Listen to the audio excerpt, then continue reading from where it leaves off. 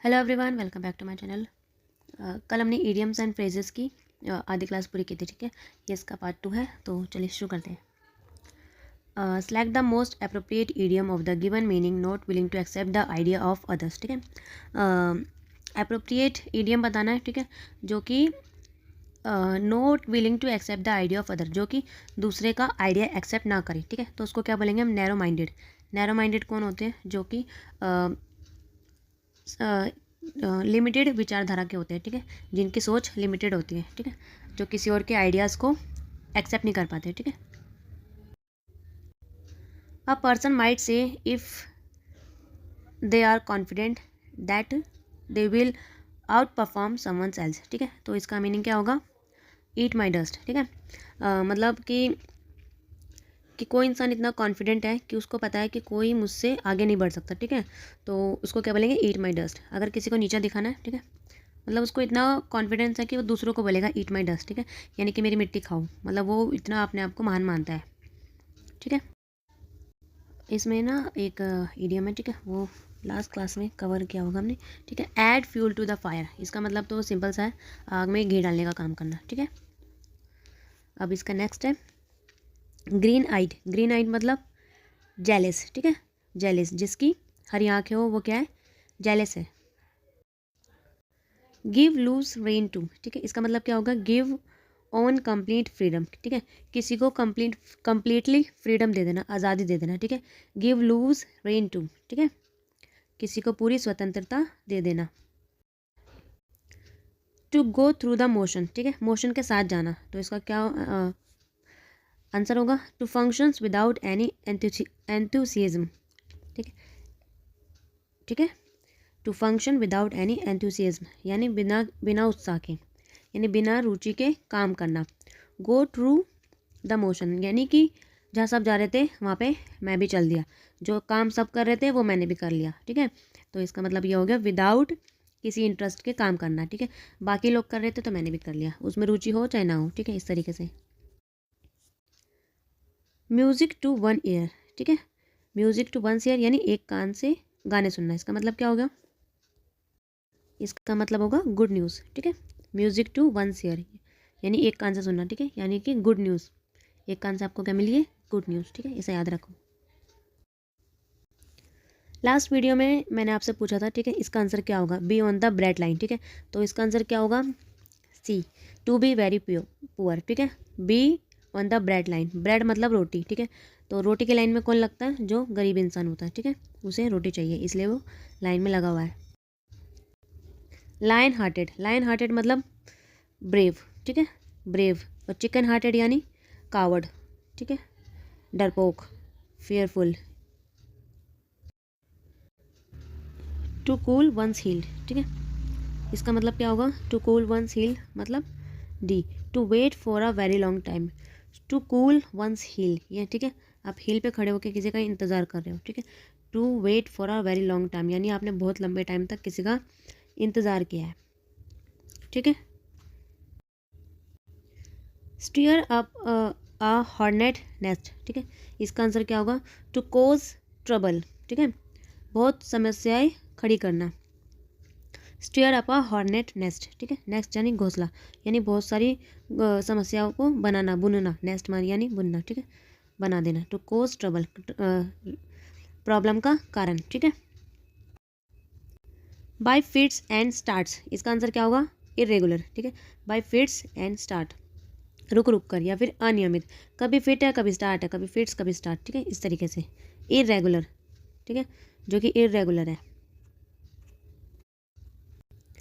To wipe the slate clean. ठीक है, to wipe the slate clean. Slate, slate पता है ना, स्लेट पे लिखते थे पहले।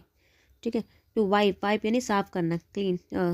ठीक है, टू वाइप द, वाइप यानी ऐसे साफ करते हैं ना, ऐसे करके। ठीक है, तो वाइप द स्लेट क्लीन, ऐसे करके स्लेट को साफ कर दो।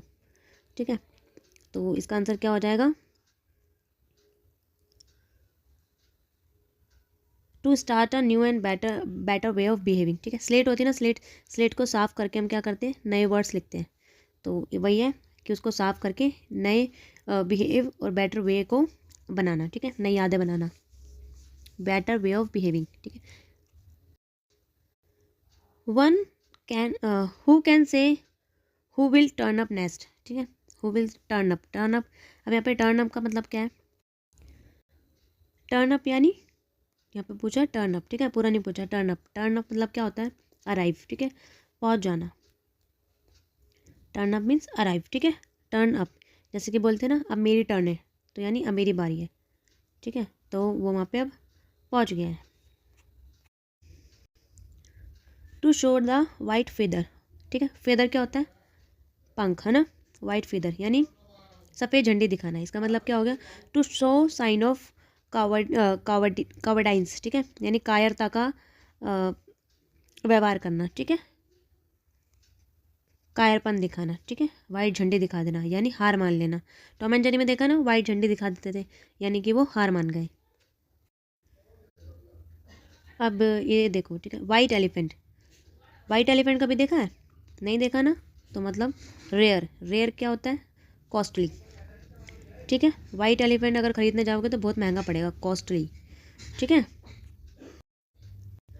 He is not worth his salt, ठीक है, वो खुद के नमक के लायक नहीं है, ठीक है, इसका मतलब क्या हो गया, अयोग्य है, ठीक है, क्वाइट वर्थलेस, वर्थ लिखा है वर्थलेस, ठीक है, या फिर वो अपना नमक नहीं खरीद सकता, ठीक है, तो क्या हो गया, अयोग्य है, ठीक है, अयोग्य व्यक्ति है, असक्षम व्यक्ति है, अनसक्सेसफुल पर्सन है।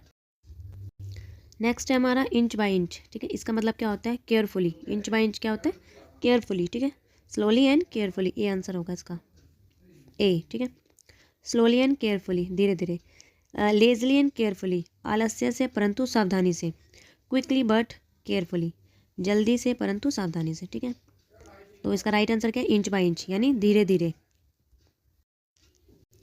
लेफ्ट नो स्टोन अनटर्न, ठीक है, किसी भी पढ़ने को अनटर्न, अनटर्न करना यानी उल्टा करके देखना, ठीक है, मतलब हर प्रयास करके देखना, कोई भी पत्थर छूटना नहीं चाहिए, सबको हमें देखना है उठा उठा के, ठीक है, तो इसका मतलब क्या हो गया, हर संभव प्रयास करना, ठीक है।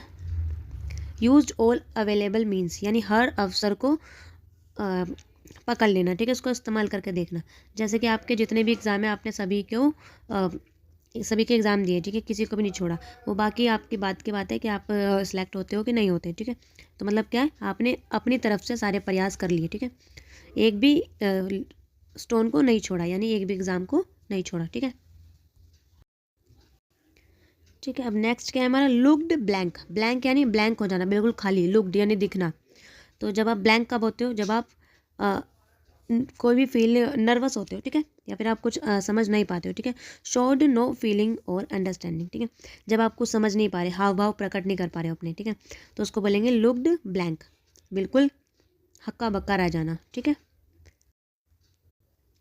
हेड और टेल, इसका मतलब क्या है, ठीक है, ये तो सबको पता होगा, ए सी द बिगनिंग और एंड ऑफ, ठीक है, शुरुआत कैसे हुई और इसका एंड कैसे हुआ, ठीक है, अब इसको पूरा पढ़ के देखते हैं, ठीक है।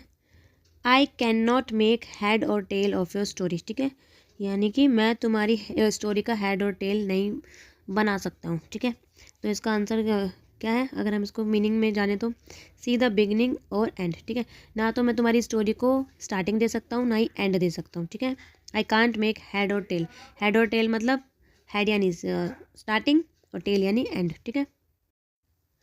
आ रेड लेटर डे, इसका मतलब क्या होता है, ठीक है, बहुत ही स्पेशल डे, ठीक है, जब भी छुट्टी होती है उस पर रेड कलर के ऐसे हार्ट वगैरह बने होते हैं ना, डेट्स बनी होती हैं, ठीक है, वो क्या हो गया, रेड लेटर डे यानी memorable day, a memorable day for some joyful event, ठीक है, बाकी हमें पॉइंट्स, बाकी ऑप्शंस पढ़ने की ज़रूरत ही नहीं पड़ी, ठीक है, सीधा आंसर मिल गया A. Take it, take it lying down, ठीक है, इसका मतलब क्या होता है, शो नो रिएक्शन, ठीक है, यानी लाइंग डाउन, बिल्कुल जैसे कि मान लो old party worker have advise the president to take it lying down, ठीक है, जो ओल्ड पार्टी वर्कर्स थे उन्होंने प्रेसिडेंट को ऐसा कहा है कि ऐसा बिहेव करो जैसे कि तुम लाइन डाउन हो, बिल्कुल डाउन हो चुके हो, बिल्कुल कोई इमोशंस ही नहीं है, ठीक है, तो इसका मतलब क्या हो गया, शो नो रिएक्शन, बिल्कुल कोई रिएक्शन ना देना। It is over head and air, ठीक है, कहते हैं ना कि पानी सर से ऊपर जा चुका है, तो इसका मतलब क्या हो गया, डीपली, ठीक है, deeply, it is over head and over, ठीक है, बहुत ज़्यादा डीप हो जाना, ठीक है। अब हमारा नेक्स्ट फ्रेजेज है rock the boat, rock the boat यानी क्रिएट डिफ़िकल्टीज़, ठीक है। अगर आप बोट में पत्थर डाल दोगे तो क्या हो जाएगा, पानी भरेगा ना, बोट डूब जाएगी। तो यानी अपनी डिफ़िकल्टीज़ खुद पैदा कर लेना। एक होता है बर्न द बोट, ठीक है, यानी कि बोट को ही जला देना, ठीक है, यानी कि खतरे में आ जाना, ठीक है। इस तरीके से बोट के काफ़ी सारे इडियम्स हैं जो कि मोस्टली डिफ़िकल्टीज से रिलेटेड है। लास्ट की वीडियो को और आज की वीडियो को मिला के हमने ऑलमोस्ट 50 to 60 क्वेश्चंस कंप्लीट कर लिए, ठीक है। और अगर आप और वीडियो चाहते हैं तो प्लीज़ वीडियो पे कमेंट कीजिए, वीडियो को लाइक कीजिए। Thank you for watching everyone.